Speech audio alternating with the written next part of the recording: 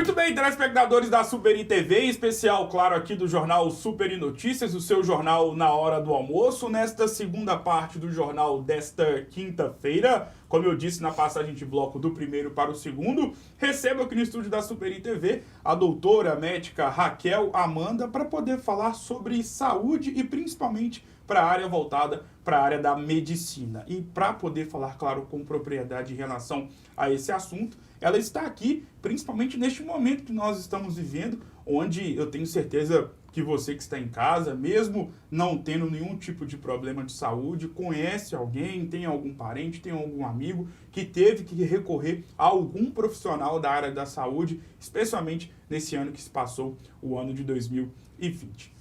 Doutora, médica, muito obrigado por ter aceitado o convite. Muito boa tarde. Boa tarde, eu que agradeço. Seja muito bem-vinda para a gente poder começar o nosso bate-papo. É até aquela pergunta meio que clichê para quem já está há algum tempo em alguma área profissional. Como surgiu o interesse pela área médica? Normalmente a área médica já vem de família. O seu caso é desse jeito ou é um pouquinho diferente? É um pouquinho diferente. Na minha casa é só eu que faço medicina e eu tenho um amor muito grande por vidas. Sim. Missão, então sempre fui voltada para a área religiosa e nunca pensei assim, medicina. Mas eu sabia que queria algo para cuidar de alguém. E quando chegou no final do meu ensino médio, eu vi que a área que mais cuidava das pessoas, que eu poderia atuar, então, seria a medicina. E só para a gente poder pegar um tipo de relato histórico da sua infância, tem alguma passagem que você lembra da escola, de algum coleguinha, alguma colega que acabou machucando, você foi lá socorrer, ou você foi totalmente prestativa para poder tentar fazer uma coisa, para poder ajudar? Porque normalmente começa assim, né? Os gatilhos são desde a infância. Verdade. Mas meu relato, posso dizer assim, na roça. Capava porco, matava galinha, adorava, eu gosto muito de sutura, então eu adoro a área cirúrgica.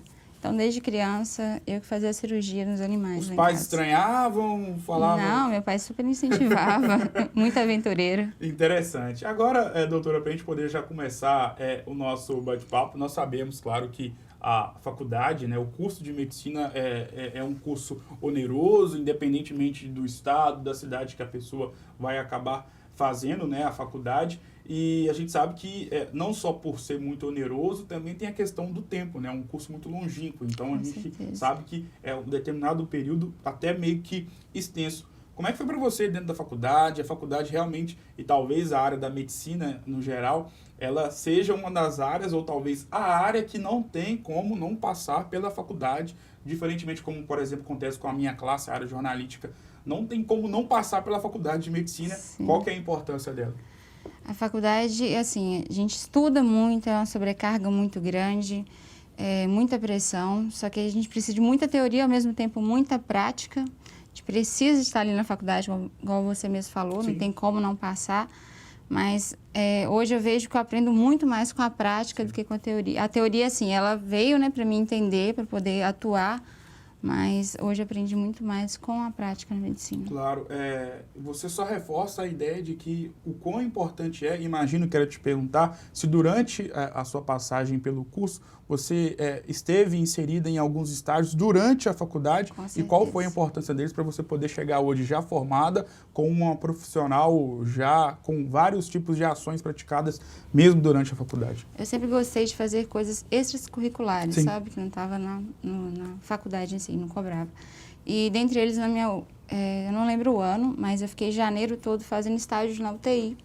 E hoje, formada, tem 8 meses, eu estou dentro da UTI. Então, para mim, assim, foi uma experiência que eu tinha levado já no estágio e agora eu consigo atuar na área. Foi muito bom. Para quem não é da área da saúde e precisa recorrer a um profissional, um médico, enfim, qualquer pessoa que está ligada a esse tipo de profissional, quando fala UTI já assusta. Para você que, como você mesmo disse, né, pós-formada já está trabalhando na UTI. Como é que é para você, sofrimento dos familiares, ter que informar a morte de um parente próximo, de algum amigo? Como é que funciona isso? Assusta muito, ainda mais que eu estou na UTI Covid. E, nossa, é muito doloroso lidar com isso, lidar com a dor do próximo. Porque é uma vida, é o amor de alguém. Sim. Eu sempre lido como se fosse assim. Então, é difícil, mas a gente vai aprendendo, Deus vai dando capacidade pra gente, porque é muito complicado. Com o passar do tempo, e você, claro, está no início da sua caminhada, por ser muito nova, ter recém-formado, Normalmente, para quem não está na área e vê um médico falando que um parente, um pai, uma mãe, um filho, um irmão acabou falecendo, independentemente da causa da morte, e normalmente a gente vê, eu passei por essa experiência no ano passado, infelizmente, uma calma, uma frieza muito grande, não no sentido de não se importar com a dor do próximo, mas uma tranquilidade para poder falar uma notícia que é a pior notícia da vida de quem está recebendo. Como é que é isso? É com o tempo ou vocês recebem algum tipo de treinamento mesmo? No estágio mesmo eu aprendi. Sim. Mas isso eu acho que vem um pouquinho da gente, da humanidade da gente. Tem pessoas que é um pouco mais fria, tem pessoas que é mais amorosa. Peço a Deus para que nunca tire isso de mim também, questão de lidar, colocar no lugar do outro, né? E eu aprendi muito com um amigo meu que é o Ailton. Ele fala assim: Raquel, a gente não consegue salvar sempre, mas confortar, a gente tem que confortar sempre a família. Claro. Sabe, lidar com isso é se colocar no lugar do outro mesmo. Já chegou alguma vez que mesmo diante de um pai, de uma mãe, de um irmão, de um namorado, de um marido, você teve que dar notícia, se manteve fria, tranquila, mas chegou em casa e acabou desabando? Já teve uma paciente recente, eu estava até na UPA, nem estava na UTI. Sim. E na hora que eu fui falar com a filha, isso porque antes dela ir para a UPA, ela estava comigo no hospital internada, suspeita de Covid, depois ela voltou para a UPA como positiva. E na hora que eu falei com a filha, saí do consultório para falar com ela, eu tive que voltar, porque eu não consegui. Porque a gente cria amor pelo paciente. Aí primeiro, chorei ali, depois voltei e dei a notícia, porque eu também não poderia, assim, deixar a filha desesperada, tem que dar tranquilidade, paz para ela.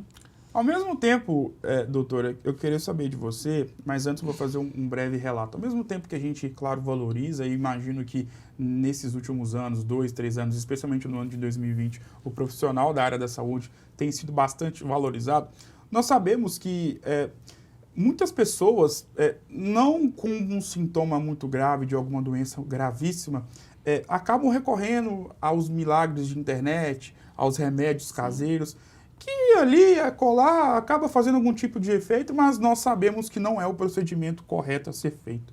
E sempre procurar um profissional na área da saúde. Como é que você vê isso? E aí já fazendo relação com essa importância que vocês, principalmente você como médica, doutora, tem tido na vida de várias pessoas, especialmente nesse último ano que se passou. É algo assim, relativo a se pensar. Hoje a medicina aqui, ela é muito voltada para a área farmacêutica, muito remédio. E eu acredito sim que tem muita coisa que vem dos antigos que de fato faz efeito, né? Mas tem, como toda droga, um chá também é uma droga, a gente tem que saber a dosagem para tomar. Claro.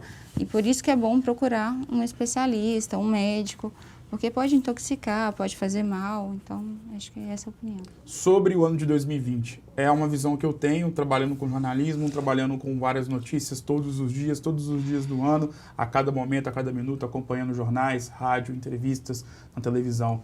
Realmente, este ano de 2020, talvez é um ano que está marcado para a história da medicina brasileira, como um ano que vocês mais foram exaltados e tiveram o devido reconhecimento. Talvez sim, porque foram os profissionais que ficaram na linha de frente, querendo ou não, o Covid foi a notícia do ano. E agora a expectativa, pelo menos para esse ano, pelo menos até março, por tanta aglomeração que teve agora nesse final de ano, a gente vê um monte de pessoas na praia, pessoas reunindo no Natal, é que aumente muito mais os casos.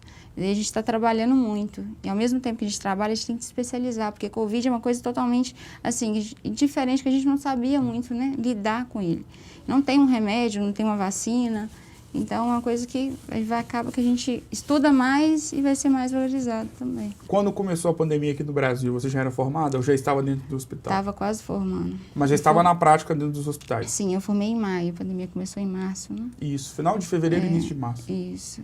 Aí a gente até adiantou, porque minha formatura seria em junho. Sim. Aí a gente adiantou para maio, final de abril, na verdade. Estou perguntando isso para poder ter o objetivo que eu vou alcançar agora de poder te perguntar em relação. Quando veio a pandemia, quando vieram as primeiras informações? Sim.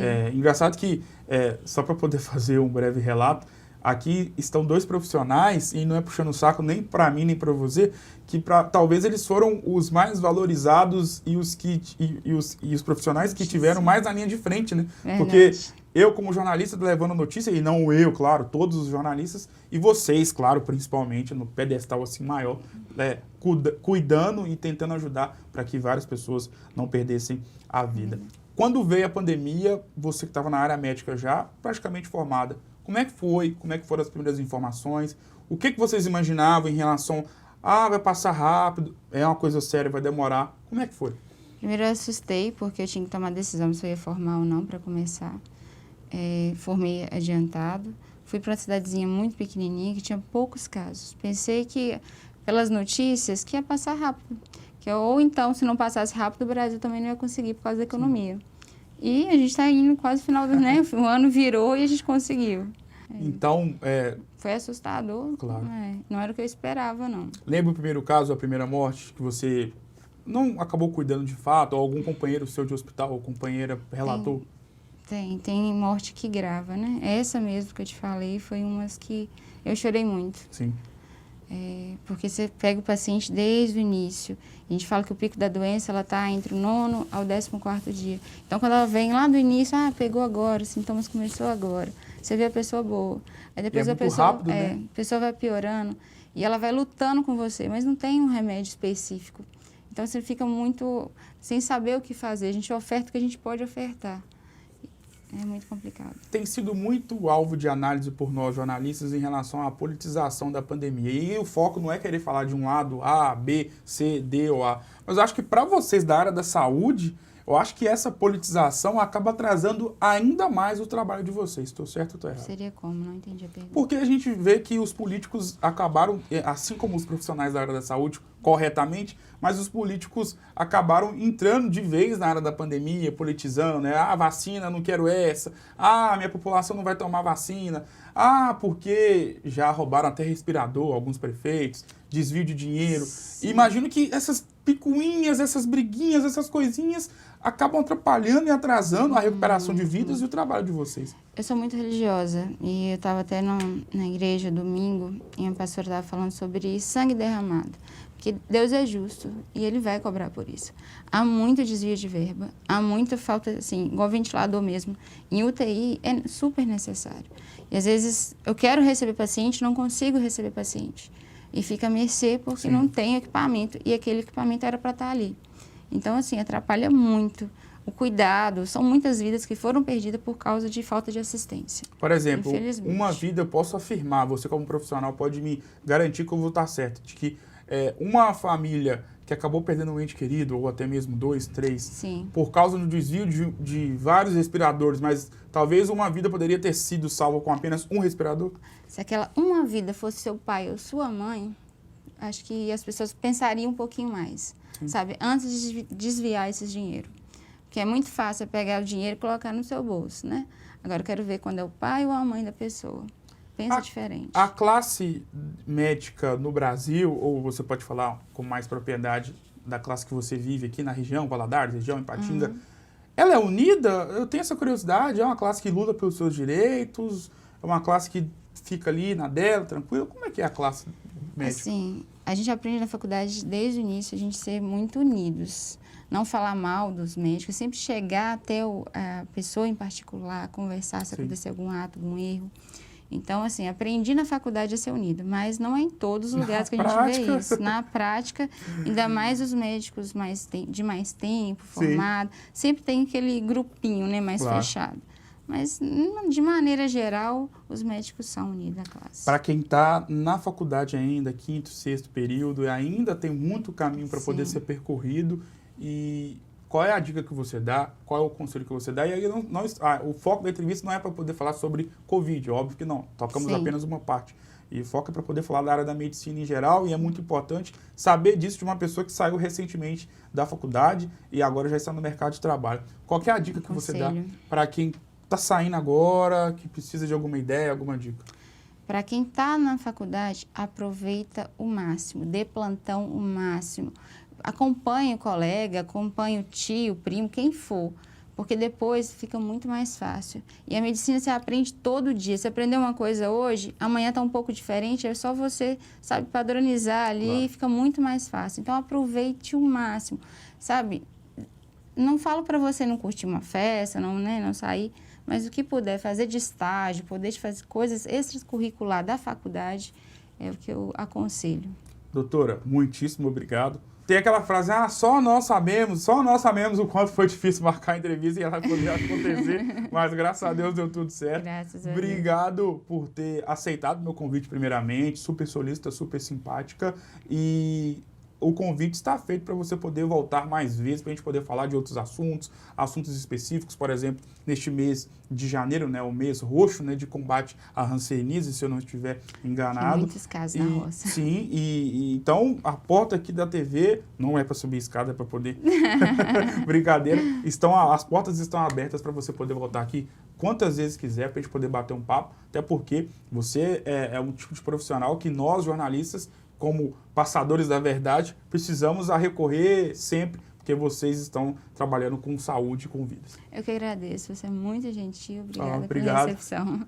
Só as ordens, né? Só marcar. Obrigado, doutora. O Super Notícias desta quinta-feira vai para o seu segundo intervalo e na volta vamos falar da preparação do Cruzeiro para o duelo contra a equipe do Sampaio Corrêa e o Atlético também, que segue a sua preparação para poder jogar contra a equipe do Santos. Eu vou por um rápido intervalo, agradeço mais uma vez a doutora e volto já já.